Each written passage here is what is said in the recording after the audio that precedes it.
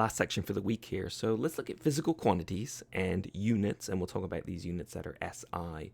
And a physical quantity, so when we measure something, we always have two things. We have a number and we have a unit. So if we measure how long something is, maybe it's 73.5 inches, let's say, or if we measure how heavy it is, maybe it's 12.8 kilograms, or maybe we measure how long this lecture is and it's too long. Oh no, let's say it's 1.3 hours, let's say. So we've always got those two things there, right? We've got the number and we've got the unit, and really without the unit it really doesn't mean anything. I mean, if I tell you how tall I am 6, and I don't say the rest, you're like, well, 6 feet?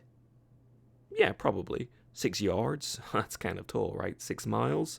Yeah, I don't think we've got a giant here for a chemistry professor. So we really need to specify the unit as well. Sometimes, if someone asks you how old you are, you assume if you say 18, it's years, let's say, and not seconds or hours, right? You probably look more than an 18-hour-year-old would, hopefully.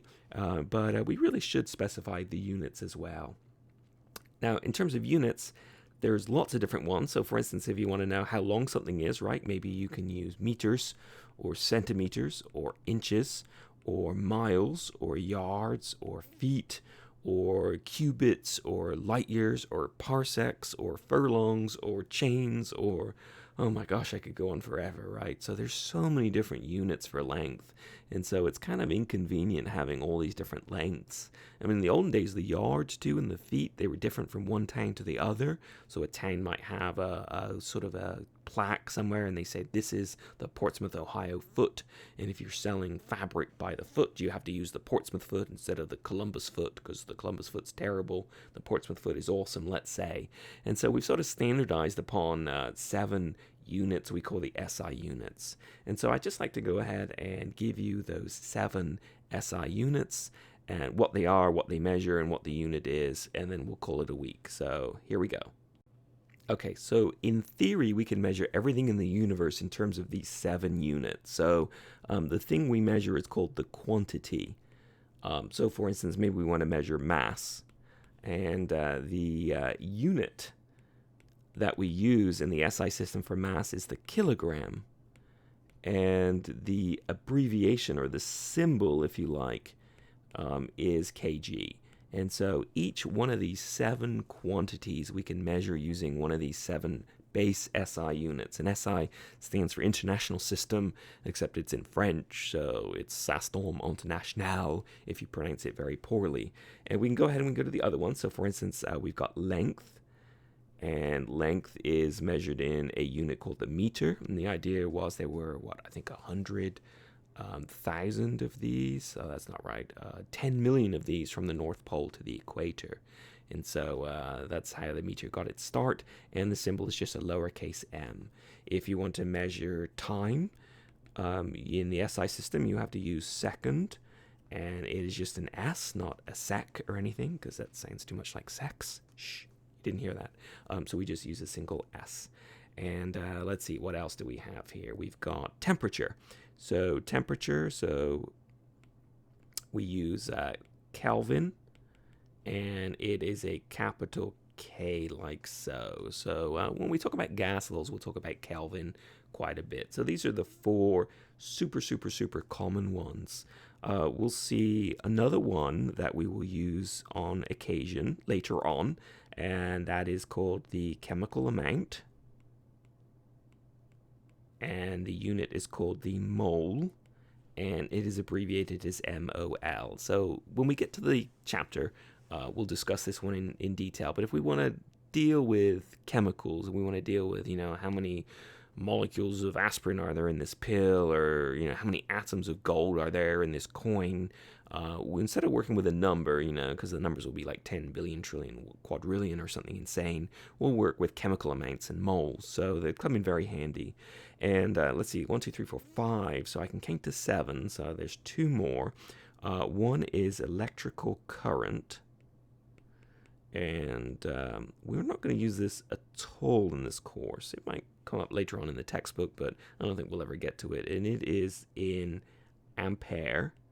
with that fancy graph symbol there above the E, and its symbol is the A. So electrical current, so, the fuse box in my house is 200 amps, so 200 amps of 200 coulombs per second can flow through the wire that goes into my fuse box, let's say. So we'll never use that in this course. It's just sort of one of those things, one of these trivia things I like to put on there, maybe, but it's pretty irrelevant. And the seventh one is luminous, sounds like a Harry Potter spell, intensity, which could be a Harry Potter spell.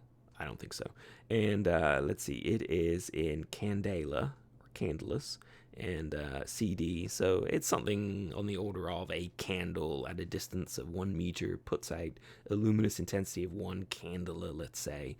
So you can probably, for all intents and purposes, ignore the last two, but really focus on the first 5 there.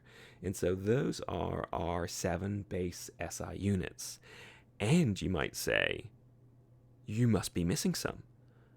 For instance, when I buy pop or beer or iced tea, I need a unit for volume, and volume is not on the list. And it turns out you are right. We are missing some. But it turns out that things like volume we can actually get from these 7 base SI units. And so next week we'll see what happens when the unit you want is not on the list. And you can actually create them. These are like sort of playing with Lego blocks. You can build bigger, fancier units from these simple units, these base units. And so these are like the bricks in Minecraft or the blocks in Lego or whatever it is you play with, right? You can build these up and build monstrously cool units. So never fear, we will talk about how to handle this next week, but I think that's the end of a good first week. So congratulations on making it to the end of these lectures. You're awesome. Looking forward to seeing you in lab this week and next week. I'll just poke my head in and say hi, and you can put a face to the name. I won't bring my cats, but you've done good. So what's going on next? I will have office hours this week, Monday, Tuesday, Wednesday, Thursday, and from, 1 to 2? No, 2 to 3. So, or 2 to 2:50, I suppose. So stop on by. And what else? The homework, the Mastering Chemistry homework, is due Sunday at 11:59 p.m. So the idea is these lectures drop at 12:01 a.m. on Monday. You've got all week to kind of go through them and take notes and practice problems and figure stuff out. You can then come by and see me in office hours. You'll do a lab, either a virtual lab or a real lab. And then you'll go ahead and you'll take the homework. This week, of course, there's that intro to mastering assignment and the mastering assignment itself. So look out for both of them. And then pat yourself on the back, right? First week done. Congratulations, well done. I look forward to seeing you all next week or in lab. Bye-bye.